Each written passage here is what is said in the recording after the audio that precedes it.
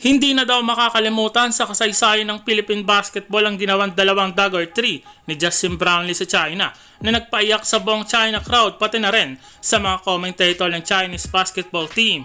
Ito ang matinding binitawan na salita ni Coach Tim Cone matapos ang laban dahil kahit siya ay hindi makapaniwala hanggang sa ngayon na nanalo sila sa laban kontra sa China at sa harapan ng mga Chinese fans. At kung sisilipin natin sa mga social media ng China, kilalang kilala na nila ngayon si Justin Brownlee na hindi na makakalimutan ng mga Chinese basketball fans sa kanilang history na minsan lang mangyari at hindi na makakalimutan. Sa ginawang performance si Justin Brownlee, hindi natin alam kahit si Tracy McGrady na legend na sa NBA ay napanood pala ang laban ng China at Pilipinas.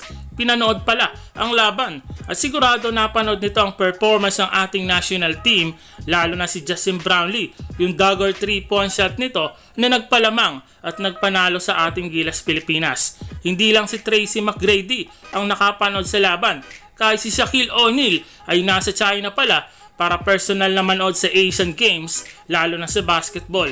Kumaway pa nga ito sa mga Chinese fans habang nanonood ito sa laban.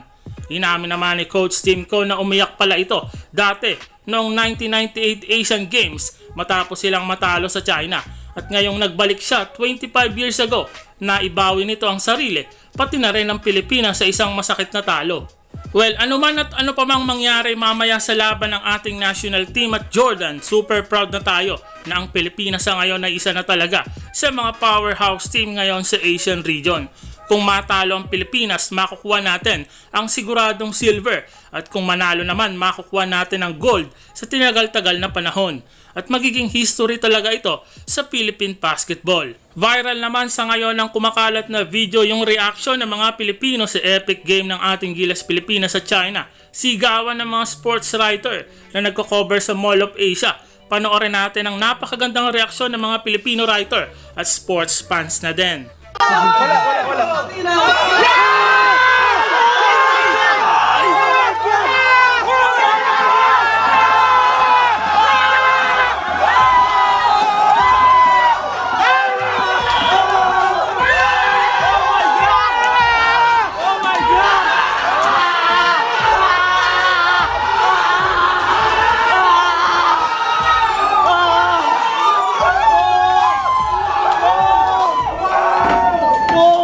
Meanwhile sa China, nagiiyakan pa din sa pagkakatalo ng kanilang national team. Hindi na daw sila mambubuli dahil atin na talaga ang West Philippine Sea. Galit na galit pa nga ang isang Chinese fans habang nanonood ng laban ng ating Gilas Pilipinas sa China. 解散吧，别玩了！亚运会他妈输菲律宾2队干啥呢？拿着纳税人钱来这霍霍，咱们都交税了，你们拿着砸牙脑袋呢？啊！赶紧就解散吧！我教练下课。 篮协换人，全完，别玩了，这球打的，那教练在那研究啥呢？布置的是什么玩意儿啊？最后一攻还在那传啥呢？都他妈传丢了。张镇麟让张镇麟执行最后一攻啊，突破呢，杀伤呢，移动长城呢，内线呢。我他妈自己输球就挺窝火的，你们还搁这输球，你这不添堵呢吗？啊！哎呦我的妈！菲律宾2队啊，兄弟们，菲律宾2队，我说心里话。 就这他妈不用别的，就派个密埃伦球队去都能宰了他。你们一天练啥了？那罚球命中率、3分命中率，那干啥呢？小秃老练，超尔杰维奇，回家，滚！